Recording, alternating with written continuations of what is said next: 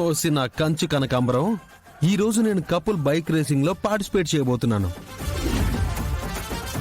దానికి నేను ఒక్కడనే వెళ్తే కుదరదు కాబట్టి పద్దునే హెల్ప్ అడిగా. పాపం తను ఒప్పుకుంది. ఏంటే నాకు చెప్పకుండా నన్ను అడగకుండా ఒప్పుకునే ధైర్యం నీకెప్పుడొచ్చింది? ఆహా, ఇది ధైర్యం కాదక్క, మరి ప్రేమ. ఎవరి మీద? నా మొగుడి మీద? నీ మీదక్క. హ? నా మీద ప్రేమతో ఒప్పుకున్నావా? అవునక్క, నీ మెల్లో బంగారు పుస్తల కోసమే బావ రేస్కి వెళ్తున్నాడని తెలిసింది. అందుకే నీ గురించి ఆలోచించి నీకోసమే ఒప్పుకున్నాను. నీ మనసులో నా మొగుడి మీద ఏదో పెట్టుకొని నా కోసమని నంగనాచి చెప్తే నమ్మడానికి నేను పిచ్చిదాన్ని అనుకున్నావా? తోలు తీస్తా, పో లోపలికి.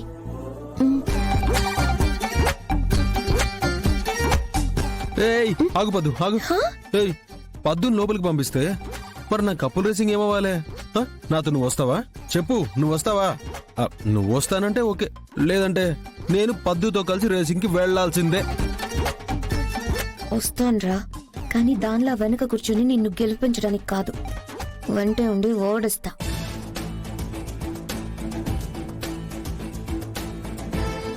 అబ్బా, నువ్వు నీ మైండ్ వాయిస్ ఇది తేలాడలేదు. పదు, నువ్వు బండకు. వద్దు వద్దు, నేను వస్తాను. వస్తావా? అయితే బండకు.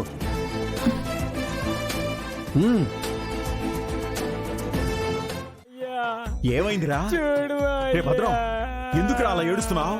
చూడు మా అయ్యా ఎలా కొట్టారు. కొట్టారా? కుయ్యో మర్రో, అది మామూలు కుమ్ముడు కాదు మా అయ్యా. అబ్బా,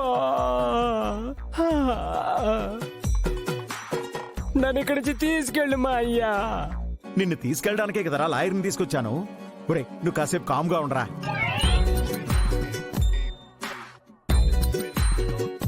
భగవంతుడా, బెయిల్ రావాలి.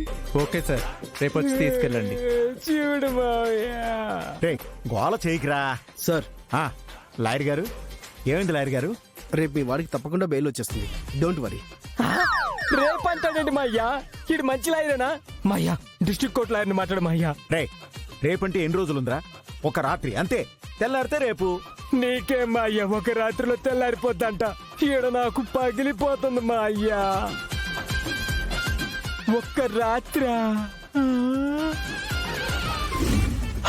అబ్బో మా అయ్యో, ఆ ఒక్క రాత్రి చాలా చేశారు మా అయ్యా. వాళ్ళ వాయింపుడు వర్ణనాతీతం మా అయ్యా. నీకు దండం పెడతా, ఇప్పుడు ఏడిపించు మా అయ్యా. కుదరదు బాబు, వాళ్ళు ఏమన్నా ఏం చేసినా నువ్వు భరించాలి. విడిపించడం అన్నది రేపే. రేపా?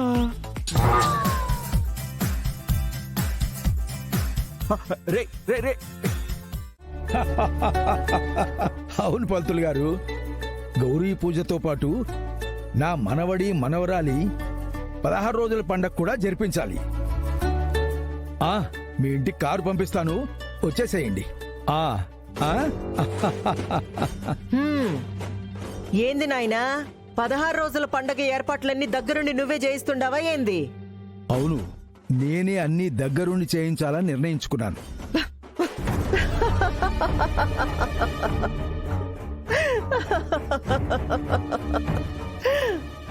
అయ్యో నాయన, హాలు లేదు చూలు లేదు, బిడ్డ పేరు బిత్రి అన్నట్టుండది నాయన నీ వరస.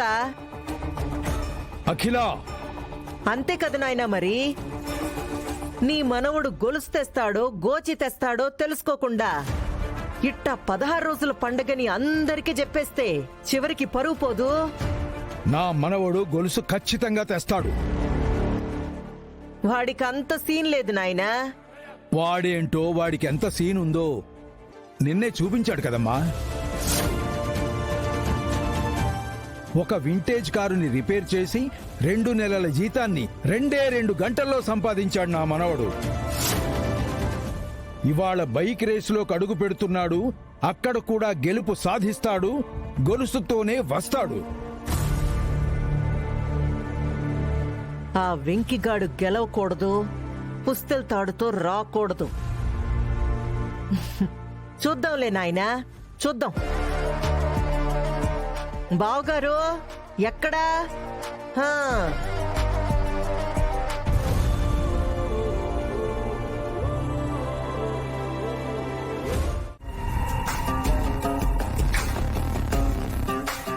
ఆగరా రేయ్, అలా ఏడవకరా. అఖిలం ఫోన్ వస్తోంది.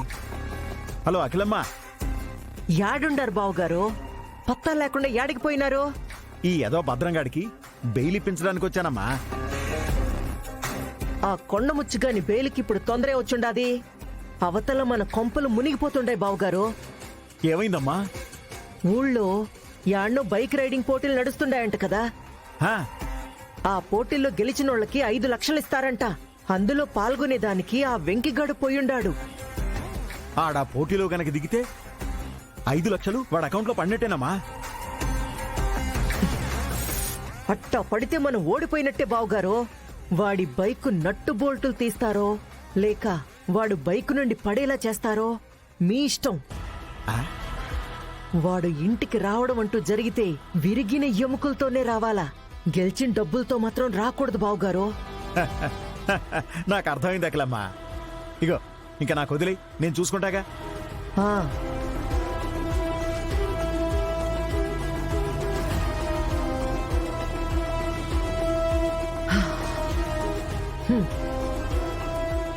ఒరేయ్, ఇగో రేపు ఉదయం బెయిల్ వస్తుందిలే, కంగారు పడకు. మా అయ్యా నన్ను వదిలిపెట్టి వెళ్తున్నావా? పదలాయిరు, ఏం అవదరా, కంగారు పడకు. నువ్వు ఉండు మా అయ్యా. ఏడవకరా ఎదవా, నువ్వుండు. లోపల రా మా అయ్యా. ఆ. మా అయ్యా.